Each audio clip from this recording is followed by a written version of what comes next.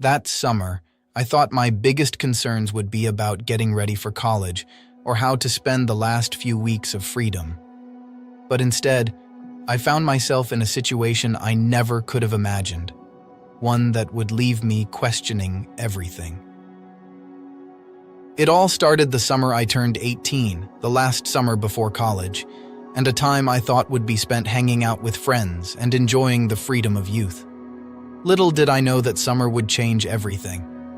My best friend Sam had invited me to spend a few weeks at his family's cabin.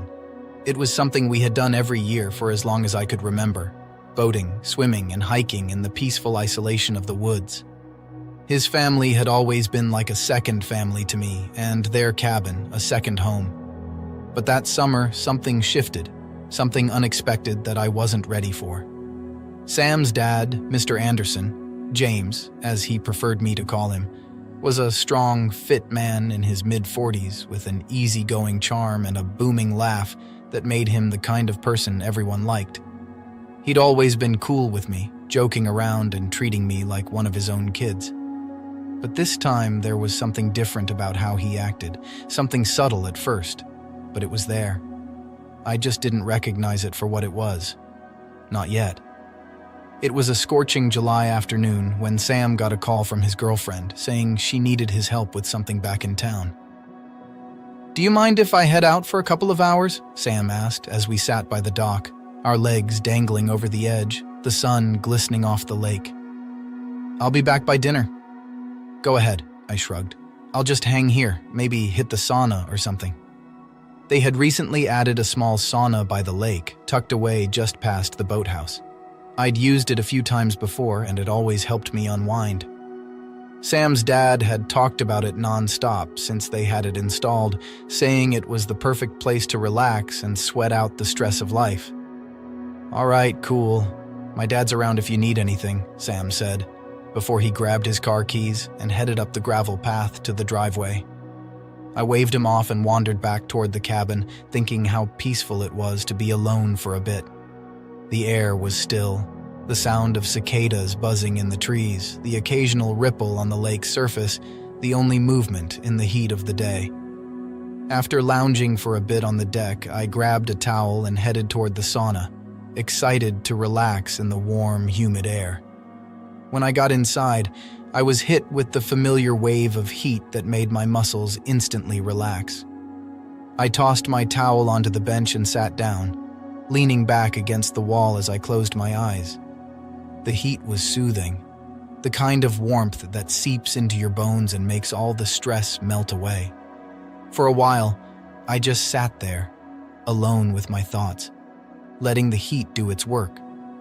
But then, after maybe 15 minutes, the door to the sauna creaked open. I opened my eyes and saw James stepping inside, wearing just a towel around his waist, his body glistening with sweat. "Mind if I join?" he asked casually, like it was the most normal thing in the world. Sure," I stammered, sitting up a little straighter. I hadn't expected him to come in. After all, it was a small sauna, barely big enough for 2 people. But it was his place, so I figured I couldn't really say no. James sat down on the bench next to me, his towel hanging loosely around his waist. For a moment, we sat in silence, the heat between us thick and heavy. I tried to relax to focus on the warmth of the sauna, but something about his presence made me feel self-conscious. It was like the air had shifted and I couldn't figure out why. "You look tense," James said suddenly, breaking the silence. His voice was low, calm, but there was something in his tone that made me feel uneasy. "You gotta let the heat work its magic, loosen up a bit." "I'm fine," I replied, trying to sound relaxed, though my heart had started to pound in my chest for reasons I couldn't explain. James chuckled softly, leaning back against the bench. "You've used a sauna before, right?" "Yeah, a couple times," I answered, wiping the sweat from my brow. He nodded, glancing at me sideways, and for a second, his eyes lingered on me just a little too long. I told myself I was imagining it. He was just being friendly, like always, but then his leg brushed against mine. Not much, just a light touch, but I noticed it instantly. It was enough to make my skin tingle. I shifted slightly, moving over to give us more space, but James didn't seem to notice, or if he did, he didn't care. He leaned forward, resting his elbows on his knees, his body glistening with sweat, and when he spoke again, his voice was lower, more intimate. "You know, I always find the sauna helps with more than just stress," he said, his eyes flicking toward me. "It helps clear your mind, relax your whole body." I didn't know how to respond to that, so I just nodded, swallowing hard. The air in the room felt even thicker now, the heat pressing down on me, making it hard to think straight. For a few minutes, neither of us said anything, but the tension was palpable. I could feel his presence, the heat from his body mixing with the steam in the air, and I couldn't shake the feeling that something was happening, something I hadn't expected. Then, out of nowhere, James reached over and placed his hand on my shoulder.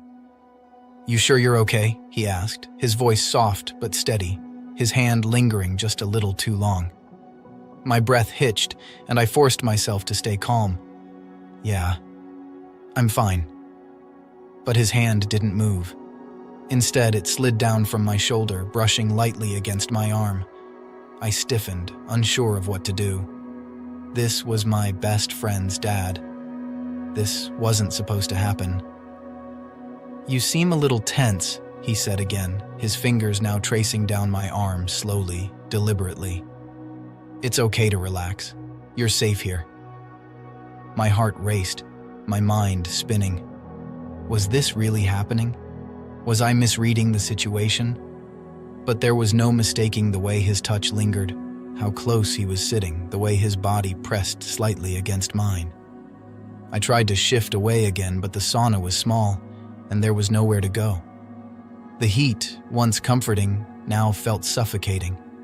My pulse quickened, my mouth dry as I searched for something to say, some way to stop whatever this was from happening. But I was frozen, caught in a moment I didn't fully understand. And then, James leaned in closer, his hand still on my arm, and whispered, "You're a good-looking kid, you know that?" My body went rigid, my mind screaming at me to get up, to leave, to do something. But I didn't move. I couldn't. His words hung in the air, heavy and charged, and the closeness between us was impossible to ignore.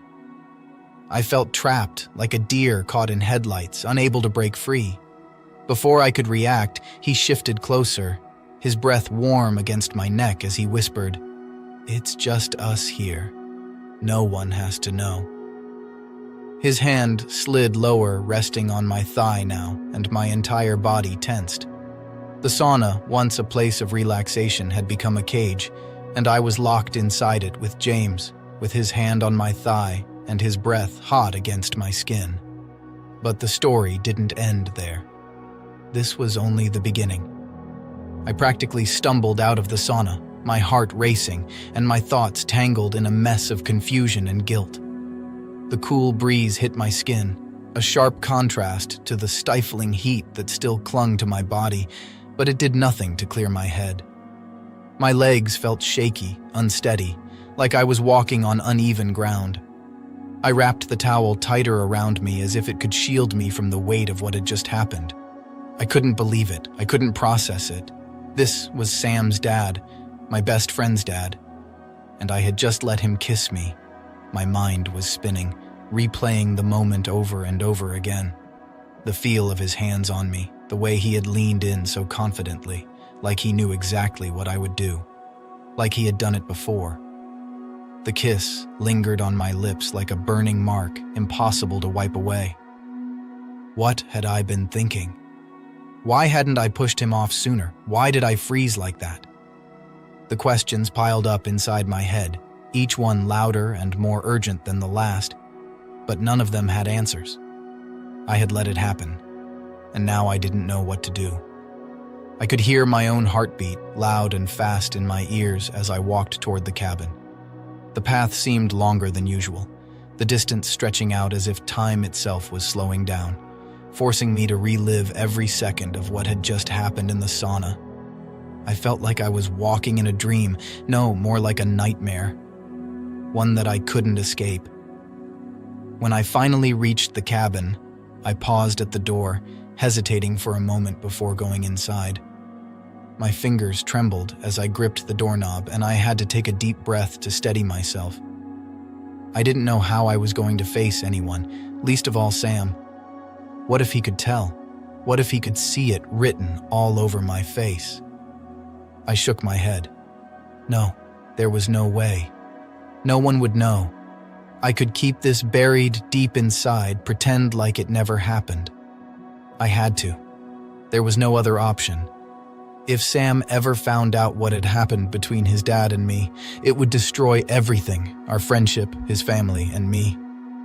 As soon as I stepped into the cabin, the familiar smell of wood and pine greeted me, and for a split second, I thought maybe I could just forget about the whole thing. Maybe if I didn't think about it, it would disappear. But I knew better than that. The moment replayed in my mind, relentless, like it was burned into my memory. I quickly got dressed, pulling on my clothes as if covering myself up would somehow erase the feeling of James's touch. But it didn't.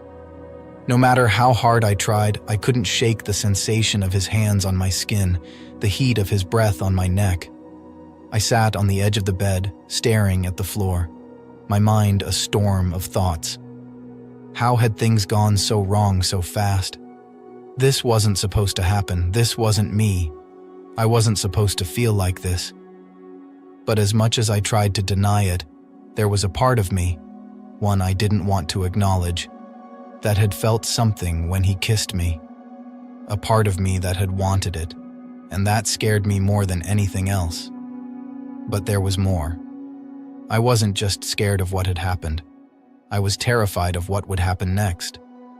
James had made it clear that no one had to know, but he hadn't said anything about what came next.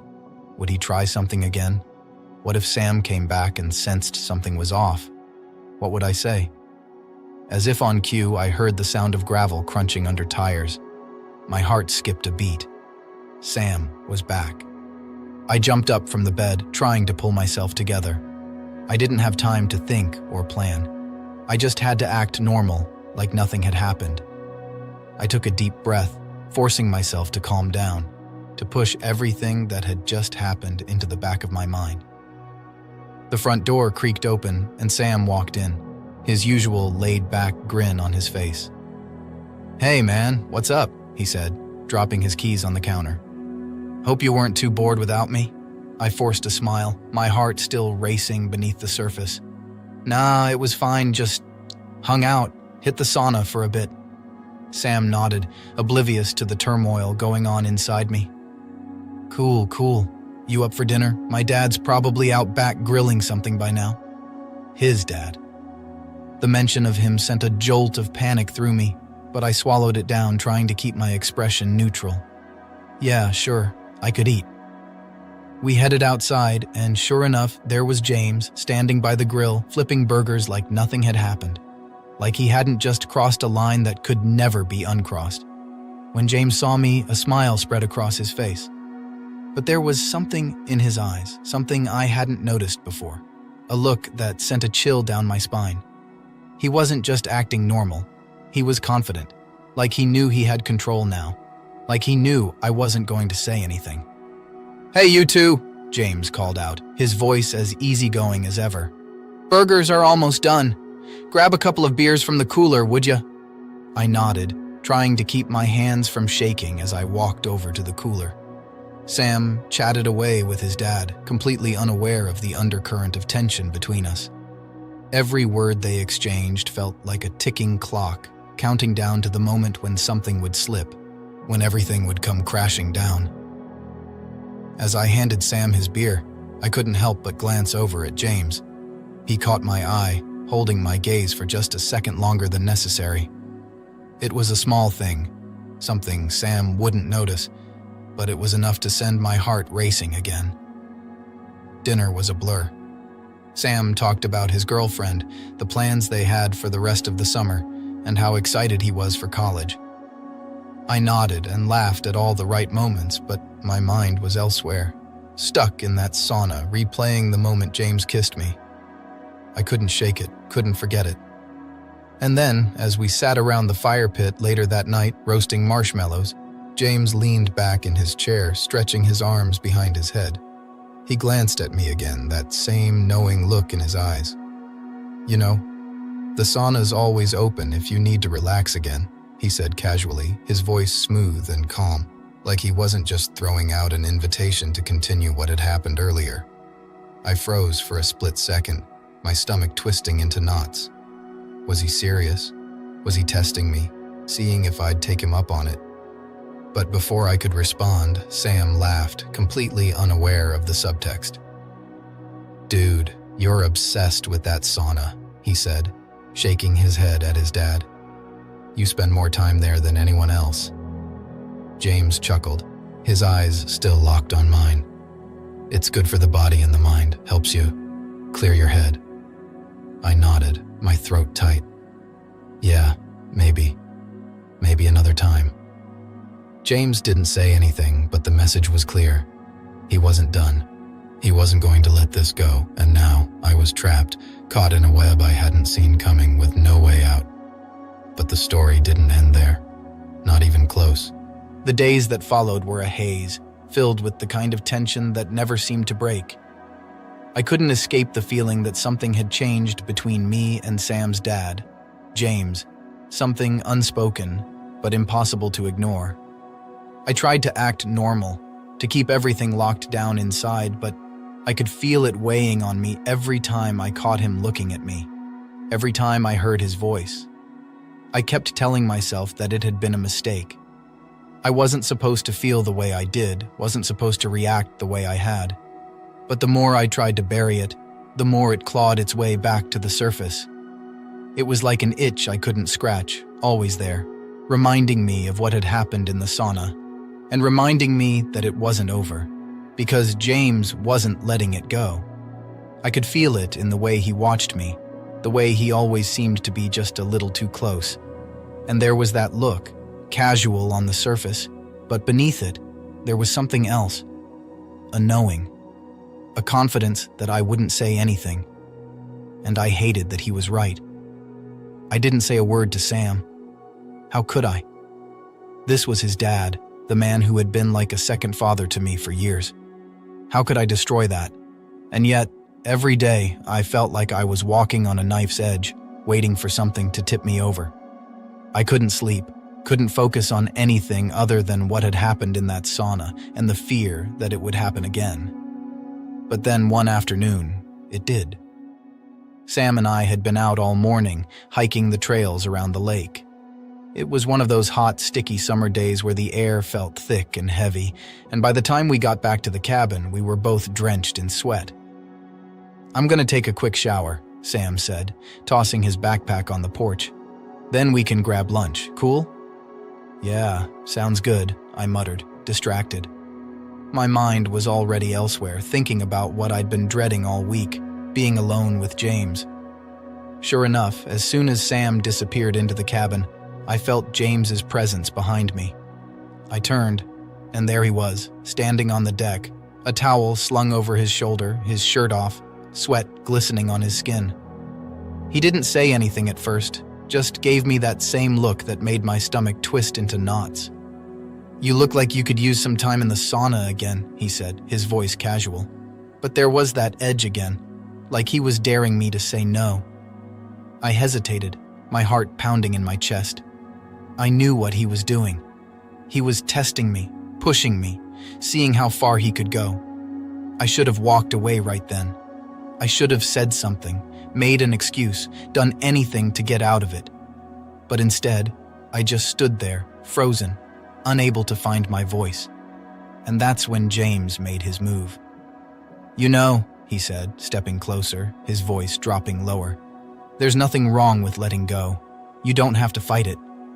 His hand brushed against my arm, and that same rush of heat surged through me, the same confusing mix of fear and something else, something darker.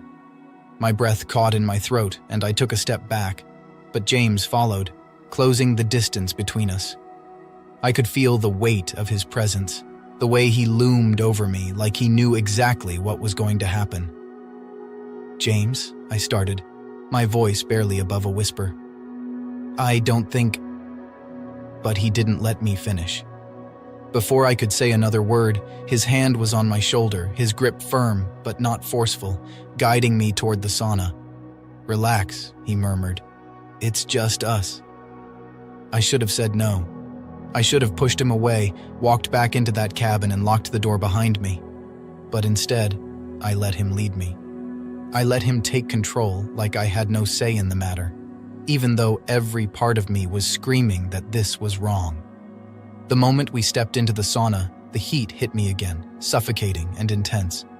But it wasn't just the heat from the room. It was the heat between us. The tension had built to a point where it felt like the air itself was vibrating with it. James didn't waste any time. As soon as the door clicked shut, he was on me, his hands sliding up my arms, pulling me closer. I could feel the roughness of his skin, the strength in his grip, and I was powerless to stop it. My mind was spinning, a whirlwind of emotions I couldn't make sense of, and before I knew it, his lips were on mine again. It wasn't soft this time. It wasn't a test. It was hard, demanding, and I felt myself responding before I could stop it. I kissed him back, even though I knew it was wrong. I could feel the heat of his body against mine, the sweat between us, and everything in me was telling me to get out. But my body wasn't listening. My heart was racing, my pulse pounding in my ears, and I couldn't breathe. And that's when it happened. In that hot, steamy room, with the door closed and no one around, James didn't just kiss me. He crossed a line that couldn't be uncrossed. His hands slid lower, gripping me in a way that was far from innocent. I froze, my mind screaming at me to get out, to push him away, to do something, but I couldn't. I was paralyzed by the heat, the tension, the fear. James's breath was heavy against my neck, his hands gripping me tighter as he whispered, "No one ever has to know, it's just us." I was shaking. Every muscle in my body was tense, screaming at me to leave, but I couldn't move. I was caught in his grip, unable to break free, and he knew it. He knew he had me exactly where he wanted me. For a moment, I thought I might let it happen. I thought I might give in. But then, out of nowhere, I found the strength to push him off. "I can't," I gasped, my voice trembling as I stumbled away from him, my heart pounding so hard it felt like it might burst out of my chest. "I can't do this." James stared at me, his expression unreadable, but I could see the frustration in his eyes. He didn't say anything, just watched me as I grabbed my towel and rushed toward the door, my hands shaking so badly I could barely turn the handle. I practically fell out of the sauna, gasping for air as the cool breeze hit my skin. My entire body was trembling, my mind racing as I ran back to the cabin, my heart still pounding in my chest. I didn't stop until I was inside, the door closed behind me, and even then I couldn't breathe. Sam came out of the bathroom a few minutes later, completely oblivious to what had just happened. He smiled at me, his usual carefree grin, and I tried to smile back, but I couldn't. Not really, because the truth was nothing would ever be the same. What happened in that sauna had crossed a line I couldn't uncross, and I knew deep down that I couldn't keep it buried forever. But for now, it will stay my secret. Our secret. The days that followed felt like I was living in a fog. Every time I closed my eyes, I could still feel James's hands on me, his breath on my neck, the weight of the moment pressing down on me like I was trapped in a nightmare that wouldn't end. The cabin was supposed to be a place of peace, a getaway from the real world, but now it felt like a prison, suffocating me with the secret I had to carry. I kept telling myself that it was over, that I had pushed him away and stopped it before it went too far. But deep down, I knew better. The way James had looked at me, the way he had smiled when I rushed out of the sauna, I could see it in his eyes. He wasn't done. He was just waiting for the next moment, waiting for me to slip back into that vulnerable space where he could corner me again, and every day I felt like I was getting closer to breaking. Sam, on the other hand, was completely oblivious. He went about our days like nothing was wrong, like his dad hadn't crossed every line that should never have been crossed. We spent our time boating on the lake, playing cards on the deck, and laughing over old memories.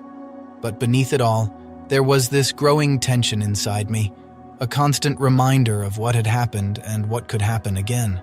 I tried to shake it off, to push it to the back of my mind, but it was always there. And worse than that, every time I saw James, I felt that same uneasy pull, that tension in the pit of my stomach. He didn't need to say anything. His presence alone was enough to set me on edge. I knew he was waiting for the right moment, and that thought alone kept me up at night. One afternoon, about a week after the sauna incident, Sam and I were lounging by the lake when he got a call from his girlfriend. He glanced at me, phone in hand, and shrugged. "Hey man, sorry. Claire wants to meet up in town. I'll probably be gone for a few hours. You cool hanging out here?" I felt the panic rise in my chest. Sam leaving meant I'd be alone with James again, and after what had happened, the thought of that was unbearable. But I couldn't tell Sam that. I couldn't say anything. If he knew what had happened, it would destroy everything. "Yeah, no worries," I said, forcing a smile. "I'll just chill here, maybe take the canoe out or something." Sam gave me a thumbs up and jogged back to the cabin to grab his stuff. My heart was already racing, but I tried to keep it together. Maybe James would leave me alone this time. Maybe nothing would happen. I repeated those thoughts to myself like a mantra, hoping that by some miracle, it would be true. After Sam left, I stayed by the lake for a while, staring out at the water and trying to calm my nerves. I could hear the soft hum of the wind, the occasional splash of fish breaking the surface. It was peaceful, or at least it should have been, but I couldn't relax. My mind was too busy replaying every interaction I'd had with James, every moment that had led me to this point. I decided to head back to the cabin, hoping to distract myself by watching TV or maybe taking a nap. But the second I stepped inside, I felt the familiar chill of anxiety. James was there, sitting at the kitchen table, a beer in his hand, looking as casual as ever. He glanced up when I walked in, and for a moment we just stared at each other. "Sam gone?" he asked, his voice calm, like we were having a normal conversation. I nodded, my mouth dry. "Yeah, he'll be back in a few hours." James smiled, and the way his eyes locked onto mine sent a shiver down my spine. "Good. Means we've got some time." I froze. My body tensed, and I could feel my pulse quicken, the panic rising inside me like a tidal wave. I didn't know what to say, what to do. Every instinct screamed at me to leave, to get out before something happened, but I couldn't move. It was like my feet were glued to the floor. James stood up, taking a slow, deliberate step toward me. "You've been avoiding me," he said, his voice low, almost teasing. "That's not going to work, you know." I swallowed hard, my throat tight. I'm not avoiding you." He raised an eyebrow, his smile widening. "Sure you aren't." He took another step closer, his hand reaching out to brush against my arm, and I flinched. "You can relax. Like I said, no one has to know." I backed up, my heart racing, trying to put some distance between us. "James, Before I could finish, he closed the gap, his hand grabbing my arm, pulling me toward him. His grip was firm, not rough, but there was no mistaking the control he had in that moment. I could feel his breath on my neck, could see the look in his eyes, the same look he'd had in the sauna. "You're not going to stop me this time," he whispered, his voice low and filled with something dark. Fear shot through me like a jolt of electricity. My mind raced, searching for a way out, but all I could think was that I had to get away from him. Now, I yanked my arm free, taking a step back, but James didn't stop. He kept coming, his eyes locked on me like a predator closing in on its prey. I panicked, Without thinking, I bolted for the door, my heart pounding in my chest. I could hear James behind me, his footsteps heavy on the wooden floor, and I knew I had to move faster. I threw the door open and ran out onto the porch, my mind screaming at me to get as far away as possible. I didn't stop running until I was halfway down the gravel path leading to the boathouse. My legs felt weak, my lungs burning from the effort, but I couldn't slow down. The only thing that mattered was putting distance between me and James, getting away from the suffocating feeling of his presence. Finally, I reached the dock by the lake, collapsing onto the wooden planks, gasping for air. My body shook with adrenaline, my mind still racing, trying to process what had just happened. James had crossed a line, again, and this time, I had barely escaped. But I knew it wasn't over. I knew he wouldn't stop. I sat there for what felt like hours, staring out at the water, trying to calm myself down. The sun was starting to set, casting an orange glow over the lake, but all I could think about was what had just happened and what would happen next. I couldn't stay here, not anymore. I needed to leave. I needed to get out before James had another chance to corner me, before something worse happened. But how could I explain that to Sam? How could I leave without telling him the truth? The thought of telling Sam made my stomach twist into knots. He would never forgive me. He would hate me. I would lose my best friend. But if I stayed, if I let this continue, I wasn't sure I'd be able to live with myself. I stood up, my legs still shaky, and started walking back to the cabin. My mind was made up. I would leave. I didn't know how, and I didn't know what I'd tell Sam, but I knew I couldn't stay. Not with James here, not after what had happened. As I walked up the path toward the cabin, I heard a car pull up. Sam was back.